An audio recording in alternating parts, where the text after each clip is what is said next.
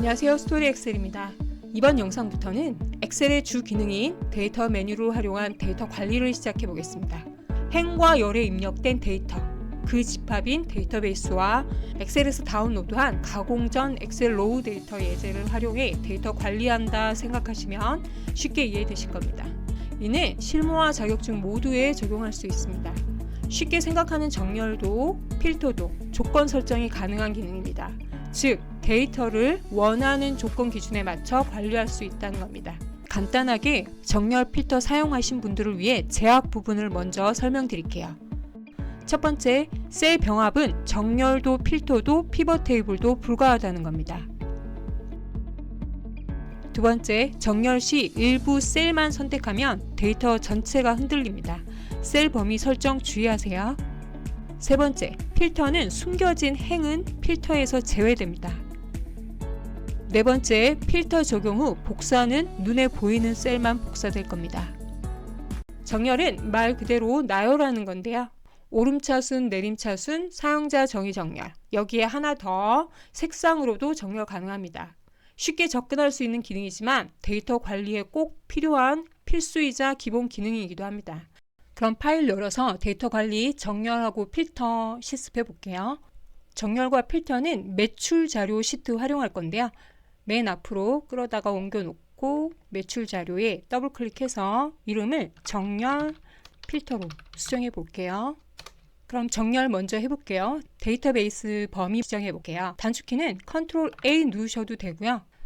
그리고 A열 일행에서 컨트롤 시프트 방향키 아래로 내리셔도 되고, 또 하나는 데이터베이스 안에서 정렬 바로 하셔도 얘가 데이터베이스를 인식해서 범위를 자동으로 지정해 주는데, 여기서 주의할 거는 만약 행이 띄워져 있거나 이러면 데이터베이스 인식은 여기까지만 할 거예요. 행이 띄워져 있다라는 거는 데이터베이스로 인식하지 않는다라고 보시면 돼요. 이거 필터도 마찬가지예요. 실무자들이 가끔 질문하는 경우가 굉장히 많은데요. 필터를 적용했는데 밑에 게 검색이 안 된다거나 정렬을 했는데 아래 것까지 같이 정렬이 되지 않았다라는 건 데이터베이스 인식을 못했다는 거거든요.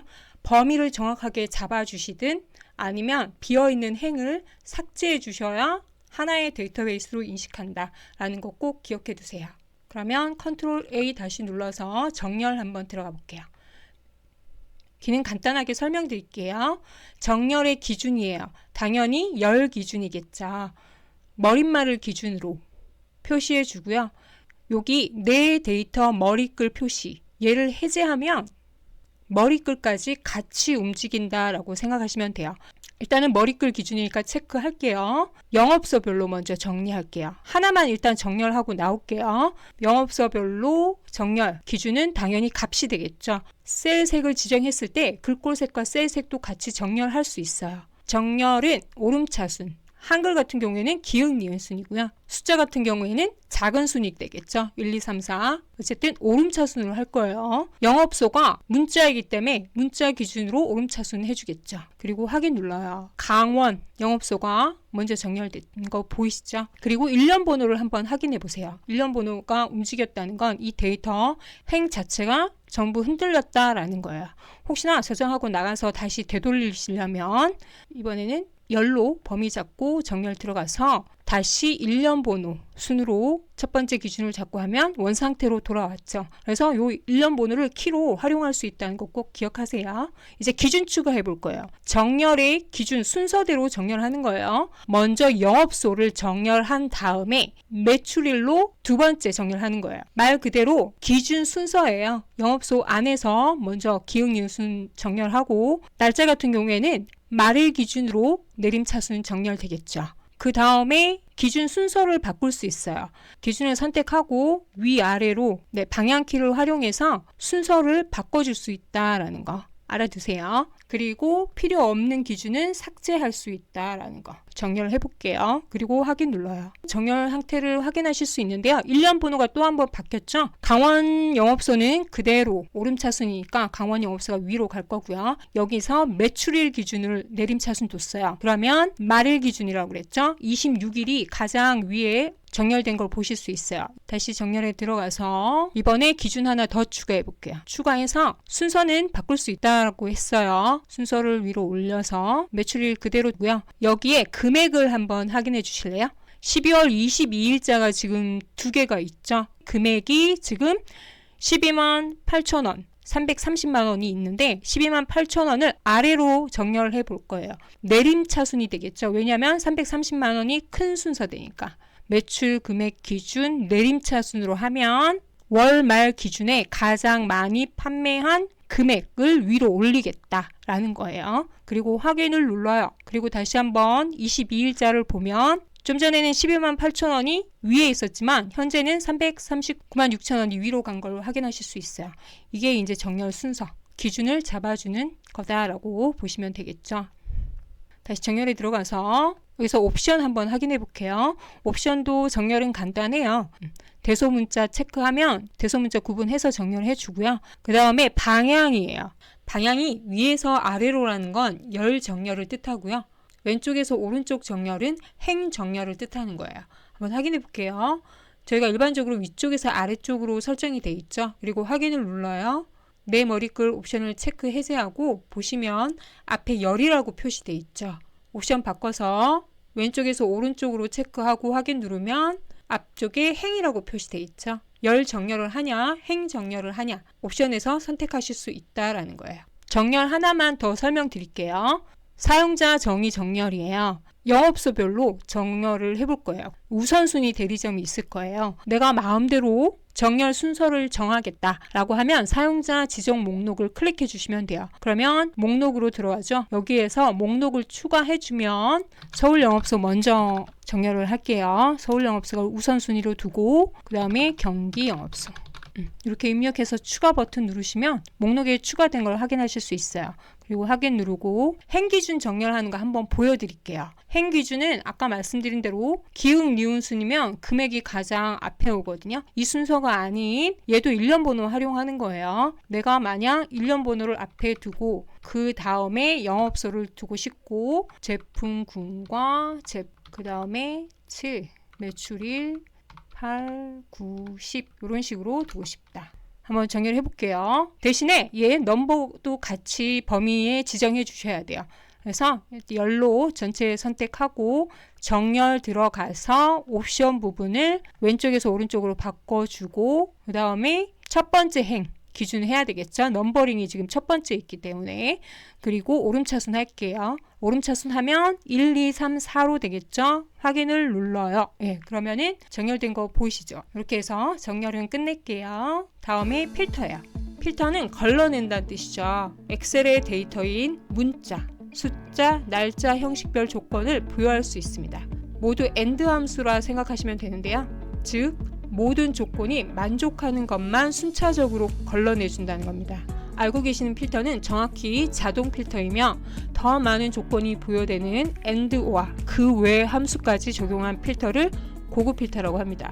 이는 자격증 영상에서 다시 다뤄드릴게요. 일행은 지우고요. 매출 자료 시트 계속 활용할게요. 데이터베이스 안에서 필터를 적용하면 필터는 적용이 돼요. 하지만 데이터베이스가 중간에 빈 행이 추가됐다. 이 밑에 데이터는 필터에서 제외된다라고 보시면 돼요. 얘가 몇천 건일 때는 이 빈 행이 있는지 눈에 잘 안 들어와요. 그래서 무조건 범위는 지정해 준다라고 생각하시면 돼요. A열 일행을 클릭하고 스크롤바를 맨 아래로 내려서 Shift 키 누르고 맨 마지막 J열, 저의 마지막 셀을 클릭해 주시면 이렇게도 범위 지정돼요. 중요한 거는 데이터베이스에서 끊기지 말아야 된다. 자동 필터예요. 클릭하면 여기서 이제 엑셀 같은 경우에는 문자일 때는 텍스트 필터라는 조건을 부여할 수 있고요. 날짜일 때는 날짜에 관한 필터 조건이 적용되고요. 숫자일 때 금액 같은 경우에 숫자죠. 숫자 필터의 기준을 적용할 수 있다라는 것. 함수도 똑같아요. 여기에 조건 부여된 거는 함수 적용 다 할 수 있다라는 거예요.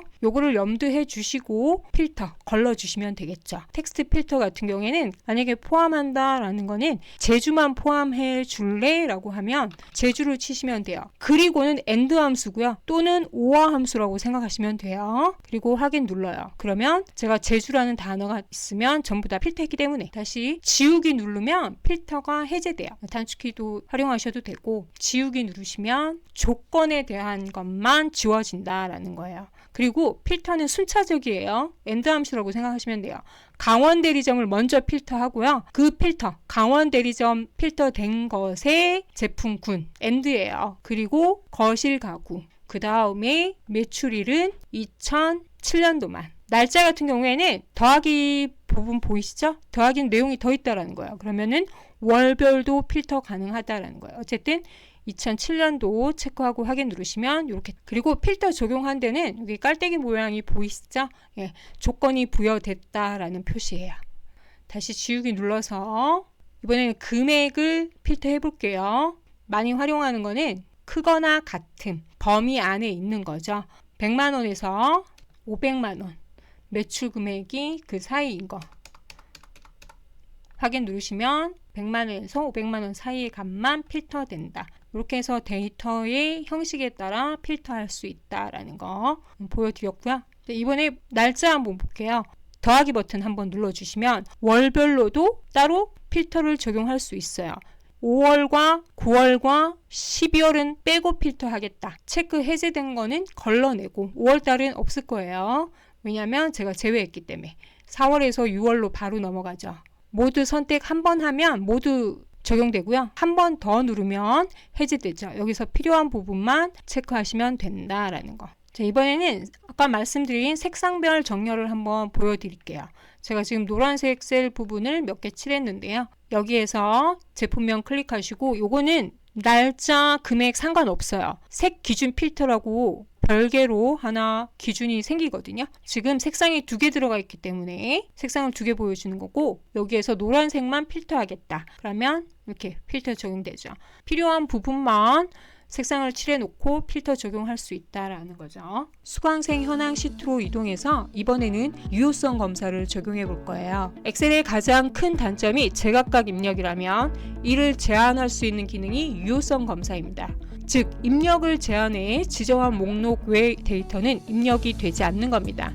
다수의 사용자가 공유하는 파일이라면 특히 유용하게 사용되는 기능이며 메시지 창을 띄워 입력의 방향을 제시해 주기도 합니다. 데이터 메뉴에 유효성 검사 가셔서 입력을 제한할 수 있다라고 앞에 설명드렸어요. 제한 대상은 정수 100만 원에서 200만 원 사이의 값만 허용하겠다. 또는 목록 범위를 지정하겠다. 날짜 또한 1월 1일에서 1월 31일까지만 적용하겠다라는 범위가 지정 가능하고요. 텍스트 길이는 예를 들어 주민번호가 14자리예요. 그 이상이나 그 이하는 입력하면 오류 메시지 창을 띄울 거예요. 이렇게 해서 한번 적용해 볼게요. 간단하게 접수 이름, 성별, 신청 일자, 그리고 수강료, 유효성 검사를 적용해 볼게요. M열과 N형은 잠깐 숨겨 놓을게요. 그리고 앞전에 필터를 배웠으니까 필터 적용해 볼게요. 일단 성별은 여자, 남자로 목록을 만들면 되고요. 이름은 이렇게 긴 것까지는 목록을 만들지 않지만 이름도 한번 적용해 볼게요. 그 다음에 수강료도 범위 지정해서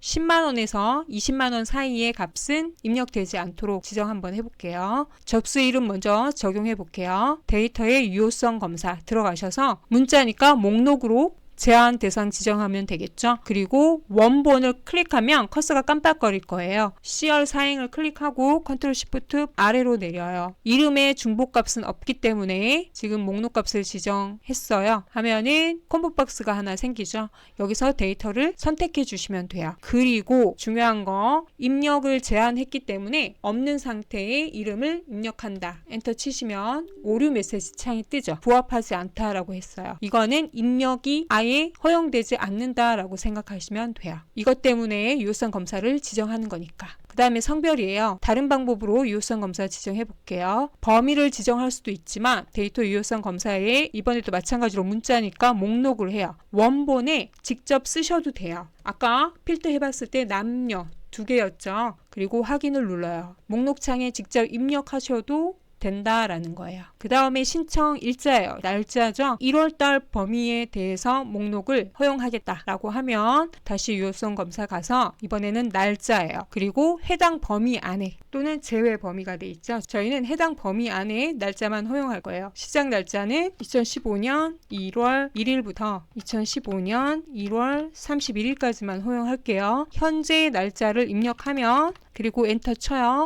해당하는 범위 내의 날짜가 아니기 때문에 마찬가지로 오류 메시지 뜨죠. 수강료도 마찬가지예요. 숫자죠. 데이터의 유효성에 가셔서 정수 적용해 주시면 돼요. 요것도 마찬가지로 해당 범위 내의 거 할게요. 수강료가 10만 원에서 최대 가격이 20만 원이었어요. 그리고 확인을 해요. 수강료를 미리 지정한 거죠. 30만 원짜리 수강료는 여기에서 없으니까 오류 메시지창 뜨겠죠. 여기서 제가 그 범위 내에 수강료를 입력하면 입력이 허용되죠. 오류 메시지창 한번 확인해 볼게요. 만약에 여러분들이 이렇게 입력을 했을 때 오류 메시지창을 띄워줘라 하면 정보나 이런 아이콘을 선택해서 제목을 달고 오류 메시지를 달 수 있다라는 거예요. 제목은 수강료 확인이라고 하고요. 입력하고 확인 눌러볼게요. 그리고 다시 한번 50만 원짜리 수강료를 입력했을 때 아까 입력한 그대로의 메시지창이 띄워지죠. 하나만 더 해볼게요. 사업 명부에 가서 주민번호예요. 이것도 많이 활용하는 거기 때문에 저희가 일반적으로 주민번호는 14자리거든요. 그러면 여기까지의 범위 설정하고 이 범위 내에 주민등록 번호는 14자리까지만 허용하겠다. 그러면은 다시 설정에 가서 이번엔 텍스트 길이 적용해 볼게요. 하고 같은 거, 뭐와 같은 거 14개. 제한 방법도 한번 보시면 연산자 기호 다 적용되죠. 같다라는 거죠. 그리고 확인 눌러요. 그리고 제가 주민번호를 임의로 입력해 볼게요. 14자리가 아니에요. 그러면 오류 메시지창을 띄우죠. 텍스트 길이까지 전부 다 설정할 수 있다라는 거예요. 여러 사람이 쓸 때는 이 유효성 검사가 굉장히 유용하게 쓰인다라는 거예요. 좀 번거로운 감이 있지만 그리고 또 하나 유효성 검사를 적용했으면 해지하실 수도 있어야 돼요. 아까 노란색 부분의 유효성 검사를 제가 지정했는데 데이터 유효성 검사 다시 들어가셔서 지정한 설정을 모두 지우겠다. 모두 지우게 하시고 확인 누르시면 제한한 대상을 다시 한번 해제했다 라고 보시면 돼요. 여기도 마찬가지예요. 범위를 선택하고 여기에 대한 유효성을 전부 해제하겠다 그러면 다시 목록에 들어가서 요거 모두 지우게 하시면 적용한 범위 4개 모두 지워지겠죠. 확인하고 누르시면 목록창 없어진 거 보이시죠? 유효성 검사는 여기까지 할게요. 이렇게 해서 데이터 관리, 정렬, 자동 필터 그리고 유효성 검사 적용해 봤는데요.